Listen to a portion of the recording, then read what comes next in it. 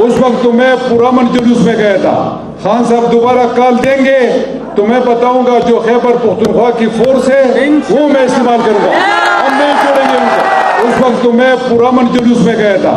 خان صاحب دوبارہ کال دیں گے تو میں بتاؤں گا جو خیبر پختونخوا کی فورس ہے وہ میں استعمال کروں گا. ہم نہیں چھوڑیں گے ان کو. اور ان کے آنے سے پہلے ڈی چوک میں تقریباً 3-4 ہزار کے قریب لوگ جو ہے وہ جمع ہو چکے تھے. آپ میں سے بھی بہت سارے لوگوں نے ان لوگوں کو جا کے دیکھا ہوگا. ان سب کا جو ہے وہ ایک ہی صوبے سے تعلق تھا اور وہ لوگ اس گینگ کے ساتھ نہیں آ رہے تھے بلکہ وہ اس کرمنل گینگ اس جتھے کا جو ہے وہ فرنٹ تھے، یعنی اپ فرنٹ تھے. وہ پہلے سے ایک دن پہلے سے جو ہے وہ یہاں پہ آ چکے تھے. ہم نے وہ تمام بلڈنگز اور تمام جگہیں اور وہ ہوٹل جو ہے وہ مارک کر لیے ہیں. ہم ایک ایک کے متعلق جو ہے وہ اپنی رپورٹ میں درج کر رہے ہیں کہ کہاں کہاں سے یہ لوگ آئے تھے اور کہاں کہاں پہ جو ہے وہ یہ ٹھہرے تھے، کس کس بلڈنگ میں جو ہے وہ کتنے کتنے 100 لوگ تھے. ایون پارلیمنٹ لاجز میں بھی جو ہے وہ لوگ ٹھہرائے گئے، کے پی کے ہاؤس میں جو ہے وہ لوگ ٹھہرائے گئے. یعنی ایک سرکاری وسائل کو اپنے سیاسی مجرمانہ ایجنڈے کے لیے جو ہے وہ استعمال کرنے کی اس سے اور جو ہے وہ بڑی جو ہے وہ ایک بری صورت جو ہے وہ کیا ہو سکتی ہے. پارلیمنٹ لاجز میں جہاں پہ پورے ملک سے جو ہے وہ ممبرز ہر صوبے سے وہاں پہ مقیم ہیں، بلکہ ان کی فیملیز مقیم ہیں. اور یہ کتنی خطرناک بات تھی کہ انہوں نے مسلح لوگوں کو آگے وہاں پہ بھی جو ہے وہ ٹھونسا ہوا تھا اپنے جو ہے وہ مختلف جو ہے وہ لاجز میں. السلام علیکم ناظرین، ڈاکٹر دانش ریئل فوکس کے ساتھ حاضر ہے. ابھی آپ نے دیکھا ہوگا 2 دن کے اندر بڑی ڈیولپمنٹ ہوئی ہے. ایک طرف جو لانگ مارچ کے حوالے سے پی ٹی آئی کی طرف سے جو اسٹیٹمنٹ آ رہا ہے وہ بڑے خطرناک آ رہا ہے، اور اس خطرناک اسٹیٹمنٹ کا حکومت نے نوٹس لے لیا ہے. حالانکہ امید کی جا رہی تھی کہ اتنے خطرناک بیانات کا کم از کم سپریم کورٹ نوٹس لیتی، کیونکہ ایک انڈیویجول کے لیے رات کو عدالتیں بھی کھل رہی ہیں، ان کو ریلیف بھی دیا جا رہا ہے.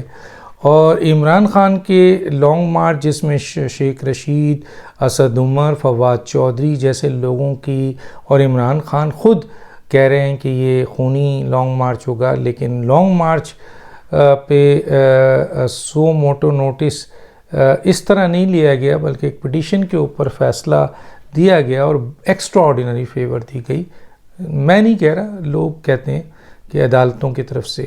لیکن اب جب کہ کے پی کے وزیر اعلیٰ یلغار کر رہے ہیں، ایک لفظ ہے یلغار کر رہے ہیں وفاق پہ، دھمکی دے رہے ہیں کہ میرے پاس جو سرکاری یعنی میرے پاس جو سیکیورٹی فورسز ہیں، ان کے پاس سیکیورٹی فورسز ان کے انڈر میں ظاہر کم از کم ان کی پولیس ہوگی جو مسلح ہے، اور بہت سے اور کمانڈو اور بہت سارے فورسز ہوں گے، وہ ان کے ساتھ یلغار کریں گے آپ کے وفاق پہ. ابھی جو آپ نے ویڈیو دیکھی، ایک ویڈیو تو آپ نے دیکھی جس میں وہ کہہ رہے ہیں کہ وہ چھوڑیں گے نہیں، بدلہ لیں گے اور سیکیورٹی فورسز کا استعمال کریں گے. میں نے وہ ویڈیو بھی آپ کے سامنے لگا دی، اور پھر آپ دیکھیں رانا ثناء اللہ کی ویڈیو بھی لگائی ہے جس میں وہ کہہ رہے ہیں کہ کس طریقے سے پچھلی لانگ مارچ میں یہ مسلح جتھا کہاں کہاں موجود تھا، اور ان کے پاس اس کی ساری انفارمیشن ہے.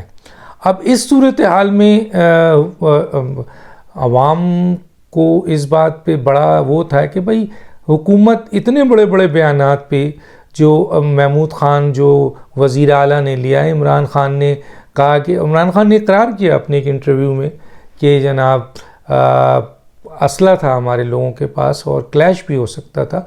تو اس کا مطلب ہے کہ وہ مسلح جتھا جس کے بارے میں انٹیلیجنس رپورٹ تھی، ہم لوگوں نے بھی اس کی بارے میں آپ کو بتایا تھا، اور پھر حکومت نے بھی اس کی بات کی تھی، لیکن سپریم کورٹ نے اس پہ توجہ نہیں دی تھی. سپریم کورٹ نے صرف اس بنیاد پہ توجہ دی کہ ان کو راستہ دیا جائے تاکہ وہ ڈی چوک تک آئے. پھر ڈی چوک پہ آ کے انہوں نے جو کچھ بھی کیا وہ پوری دنیا کے سامنے ہے. تو اب یہ ہے کہ ایسا وزیر اعلیٰ کیا اس اہم پوسٹ پر بیٹھنے کے قابل ہے؟ جو وفاق کو دھمکی دے رہا ہو. وفاق کا مطلب یہ ہے کہ آپ پاکستان کی حکومت کو ہی نہیں، پاکستان کی ریاست کو، ریاستی اداروں کو بھی دھمکی دے رہے ہیں، اور آپ پورے صوبے کو جو ہے وہ لڑوانا چاہتے ہیں آپ کے وفاق سے، اور ایک طریقے سے آپ صوبوں کو وفاق کے خلاف کھڑا کرنا چاہ رہے ہیں، جس سے پاکستان کو نقصان ہے. اور یہ پی ٹی آئی کر رہی ہے.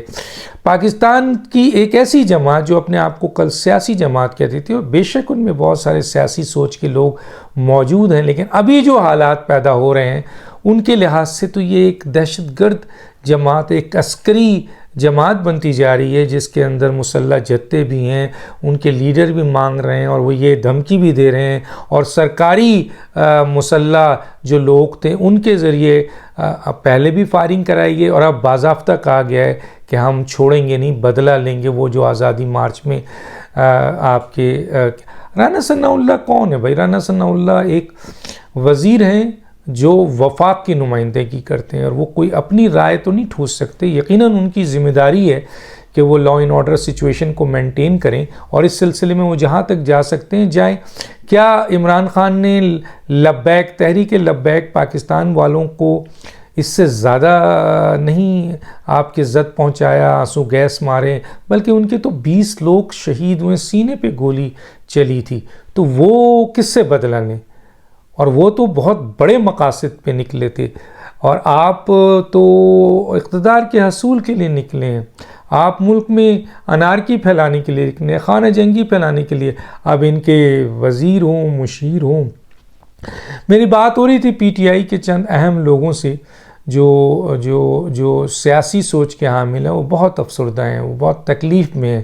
وہ کہہ رہے ہیں کہ اس سیاسی جماعت کو ہم نے اس لیے تھوڑی جوائن کیا تھا کہ اس کو ایسے لوگوں کے حوالے کر دیا جائے جو اس کو ایک عسکری پارٹی بنا لے، ایک دہشت گرد کی پارٹی بنا دے. اب یہ سمبل آ رہا ہے کہ پی ٹی آئی ایک دہشت گرد تنظیم ہے. تو حکومت ایکشن جو لینے جا رہی ہے، کیا وہ صرف یہ ہے کہ گورنر راج لگا دیا جائے، یا گورنر کو گرفتار کیا جائے، ان کے خلاف بغاوت کا مقدمہ، عمران خان کو بغاوت کا مقدمہ؟ کیونکہ عمران خان یہ سمجھ رہے ہیں کہ وہ کے پی کے میں محفوظ ہیں اور کچھ بھی نہیں ہو سکتا ان کا، کیونکہ حکومت ان کی ہے. تو اس لیے وہ وہاں پہ بیٹھ کے جو پریس کانفرنس کر رہے ہیں اور جو بھی باتیں کر رہے ہیں، ان کے جو لوگ بھی بات کر رہے ہیں، اور ایک طریقے سے کے پی کے کو وفاق کے طرح خلاف کھڑا کیا جا رہا ہے. وہاں کے لوگوں میں یہ جو بھی ہیں، چاہے وہ پی ٹی آئی کے ہی لوگ ہوں، ان کو اس بات پہ پہلے فوج کے خلاف کھڑا کیا گیا، عدالتوں کے خلاف کھڑا کیا گیا، اب وفاق اور ریاست کے خلاف بہکایا جا رہا ہے، اور ان کو موبلائز کیا جا رہا ہے، اور ان کو اشتعال دلایا جا رہا ہے. تو یہ تو کھلی بغاوت ہے. اگر حکومت نے یہ بہت بڑا فیصلہ کیا ہے تو ٹھیک ہے کہ ان کے خلاف قانونی کارروائی کی جائے گی، اور قانون اپنا راستہ اپنائے. اگر حکومت اور ریاست ایک وزیر اعلیٰ کے دھمکی کے اوپر خاموش رہتی ہے تو پھر کل کوئی اور وزیر اعلیٰ دھمکی دے گا. کل ایک صوبہ دے رہا ہے، کل وفاق کو تینوں چاروں صوبوں دھمکی دے دیں. اور یہ تو چلیں کے پی کے چھوٹا صوبہ ہے، کل پنجاب کا وزیر اعلیٰ دھمکی دے دے، جو بہت بڑا آدھا پاکستان ہے، وفاق کا آدھا حصہ ہے، وہ آدھے سے بڑا حصہ ہے. تو وہ اگر دھمکی دے دے تو یقیناً حکومت کا یہ فیصلہ کہ ان کے خلاف قانونی کارروائی ہوگی، مقدمات بنیں گے، اور ان کو جیل جانا پڑے گا، اور ان کے خلاف جو قانونی کارروائی بنتی ہے پاکستان پینل کوڈ کے لحاظ سے، آئین کے لحاظ سے، قانون کے لحاظ سے ان کے خلاف کارروائی کی جائے گی. تو یہ بہت ہی تکلیف دہ بات ہو گئی کہ پی ٹی آئی صرف حصول اقتدار کے خاطر، اور ان کو ایک آئینی طریقے سے نکالا گیا ہے. ابھی دیکھیے نا کیا ہوگا. ابھی کیوں آپ روک رہے ہیں اپنے لوگوں کو کہ نہیں ہم دوبارہ اسمبلی میں جا سکتے ہیں؟ آپ 123 اراکین اسمبلی آپ نے استعفیٰ دیا ہے، تو استعفیٰ قبول ہو رہا ہے، تو آپ کو کیا تکلیف ہے؟ آپ عدالت سے کیوں رجوع کر رہے ہیں؟ استعفیٰ قبول ہو جائیے، آپ آرام سے بیٹھیں. اب تو یہ بھی ہے کہ جی وہ ضمنی انتخاب ہوگا، تو ضمنی انتخاب کا آپ کیا کریں گے؟ یہ چیز جو ہے وہ سمجھ سے باہر ہے. اس کو سمجھنے سے قاصر ہیں کہ جناب پھر کیا آپ ضمنی انتخاب میں حصہ لیں گے تو پھر اسی پارلیمنٹ کا جس کو آپ نے کہا ہے کہ یہ تو بکاؤ پارلیمنٹ ہے چھوڑا ہی اسی لیے آپ نے، تو آپ بڑے مشکل میں پھنسے ہوئے ہیں۔ لیکن یہ مشکلیں چلتی ہیں، سیاسی طور پر یہ صورتحال ہوتا ہے، اس کی بات نہیں ہو رہی ہے۔ بات یہ ہو رہی ہے کہ شیخ رشید کا بیان، اسد عمر کا بیان، خود عمران خان کا بیان، فواد چودھری کا بیان، اور اب علی امین گنڈا پور کا بیان، جس کو شاید عسکری ونگ کا سربراہ بنایا جا رہا ہے، کیونکہ انہی کے لوگ اس وقت آپ کے اسلام آباد میں اس وقت موجود تھے مسلح، جو کہ بنی گالہ میں موجود تھے۔ یہ پوری انفارمیشن ہے جس کا ذکر رانا ثناء اللہ نے بھی کیا ہے۔ تو اب سوال یہ پیدا ہوتا ہے کہ حکومت اقدامات کیا لینے جا رہی ہے، اور کیا عمران خان کے خلاف ایک تو آلریڈی وہ آئین شکنی کر چکے ہیں، کیا بغاوت کا مقدمہ کرنے جا رہی ہے، کیا کے پی کے کو جو ہے وہ ایسے شخص کے حوالے چھوڑا جا سکتا ہے جو اس صوبے کی پوری فورس کو جو ہے وہ وفاق کے خلاف یلغار کرے، حملہ کرے، اس کے حوالے چھوڑا جا سکتا ہے، کیا اس کو وہاں پہ ایز اے وزیر اعلیٰ چھوڑا جا سکتا ہے؟ بہت بڑا سوال ہے حکومت کے لیے۔ اور یہ کہ عدالتیں کہاں سوئی ہوئی ہیں، جو کل تک رات کو ایک عورت کا ایف آئی آر کٹی ہوئی ہے اور سب کچھ ہے، اور اس کے باوجود اس کا جو ہے وہ رات کو عدالتیں کھل جاتی ہیں، چھٹی کے دن کھل جاتی ہے اور ریلیف دے دیا جاتا ہے، حالانکہ ایف آئی آر ہے، جی آئی ٹی ہے، اور ساری کرائم اینڈ کرپشن کی رپورٹ موجود ہے، لیکن اینٹی کرپشنز کے ڈی جی کی تمام رپورٹ جی آئی ٹی کو اٹھا کر پھینک دیا جاتا ہے، اور ڈاکٹر شیریں مزاری کو آپ کے ریلیف دے دیا جاتا ہے۔ دوسری طرف آپ جو ہیں وہ عمران خان صاحب کو ڈی چوک بلا لیتے ہیں، اور کس طریقے سے انہوں نے ڈی چوک پہ وہاں پہ حملہ کیا، جلایا، اور کس طریقے سے وہاں پر گرین بیلٹ کو جلایا، لوٹ مار کی، اے ٹی ایم مشین لوٹی گئیں، بہت کچھ ہوا۔ پھر وہاں فائرنگ ہوئی، جو کے پی کے سے لوگ آ رہے تھے، کافی فائرنگ کی تھی، خود ایکسیپٹ کیا کہ مسلح جتے ہمارے پاس ہیں۔ تو اب عدالتیں اس پہ خاموش ہیں، تعجب ہے پورا، ہم سب اس بات پہ ہیں کہ اس اہم ترین ایشو پہ جس میں ایک صوبہ وزیر اعلیٰ وفاق پہ یلغار کرنا چاہ رہا ہے، حملہ کرنا چاہ رہا ہے، دھمکی دے رہا ہے، عدالتیں خاموش ہیں۔ عمران خان کہہ رہے ہیں کہ پچھلی ہماری جو لانگ مارچ تھا اس میں مسلح جتے موجود تھے، اسلحہ موجود تھا، کلیش ہو سکتا تھا، تو کس سے کلیش ہوتا؟ سیکیورٹی فورسز سے یا آپ کے فوج سے، جو بھی سیکیورٹی فورسز ہیں وہ کھل کر کہہ رہے ہیں، اور عدالتیں ابھی بھی خاموش ہیں۔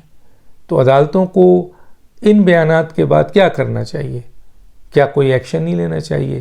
اور اس قسم کے بیانات کیا بغاوت کے زمرے میں نہیں آتے ہیں؟ اس قسم کے لوگوں کو سزا نہیں ملنی چاہیے؟ اب ہم کہتے ہیں اگر عدالتیں خاموش ہیں تو پاکستان کی عوام حکومت کی طرف دیکھ رہی ہے، کیا یہ حکومت اتنی کمزور ہے کہ وفاق پہ حملہ کرنے کا کھلا اعلان ہو، جیسے کہ میں نے ویڈیو میں دکھایا، اس کے باوجود بھی یہ عدالت یہ صرف نارمل سے مقدمات درج کریں گے، کچھ ایکشن نہیں لیں گے؟ تو یہ پھر پاکستان کے لیے، پاکستان کے آئین کے لیے، انصاف کے لیے، اور آپ کے انصاف کے تقاضوں جو ہیں وہ پورے نہیں ہوں گے۔ اور پھر آج یہ کہہ رہے ہیں کل 4 صوبے مل کے کریں تو وفاق کیا کرے گا؟